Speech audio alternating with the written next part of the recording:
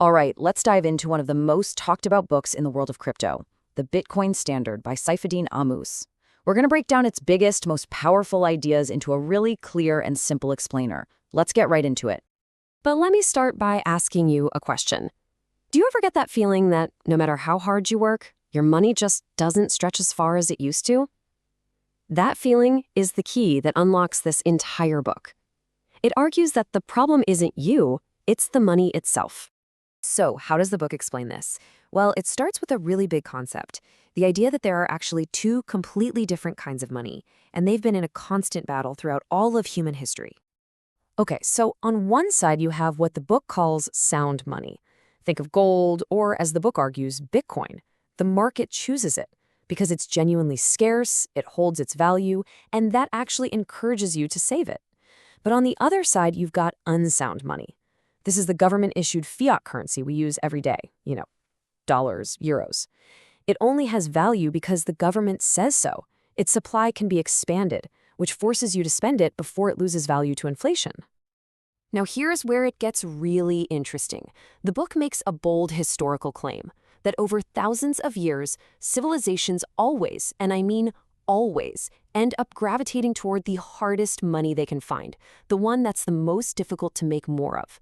Whether it was seashells, glass beads, or eventually gold, we've always been on a hunt for true scarcity.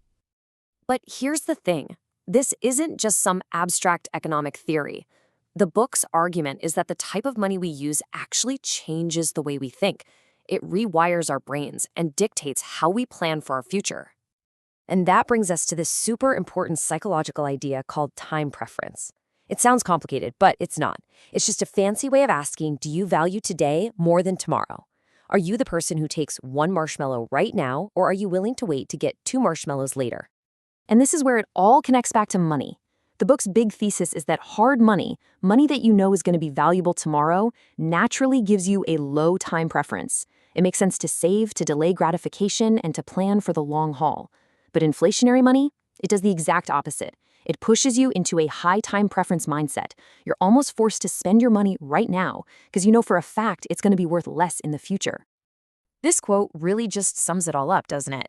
The author argues that everything great we've built as a species, from incredible architecture to amazing scientific discoveries, all comes from a society with a low time preference.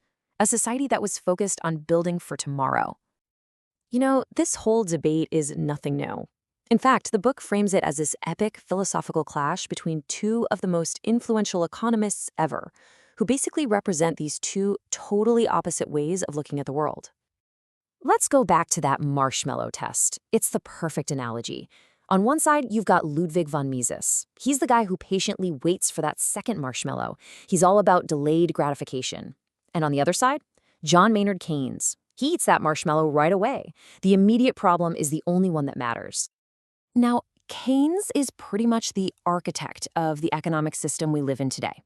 He believed that governments absolutely had to step in and manage the economy, using money as a tool to boost spending whenever things got slow. His whole philosophy was summed up by his famous line, "In the long run, we are all dead," which really just means we should focus on fixing today's problems right now. Mises, on the other hand, was the complete opposite. He argued that every time a government messes with the economy, especially the money, it just makes things worse.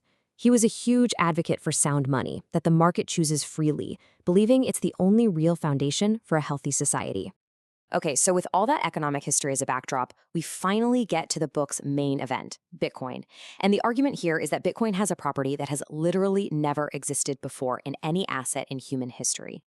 To get what makes it so different, think about something like gold. If the price of gold goes through the roof, what happens? We pour money into better mining tech, hire more people, and we start pulling more gold out of the ground. The supply goes up to meet the demand. Or think about diamonds. We invented tech to create them in a lab, and their scarcity pretty much vanished overnight. Bitcoin, as the book explains, has a kind of secret sauce that stops this from ever happening. It's called the difficulty adjustment.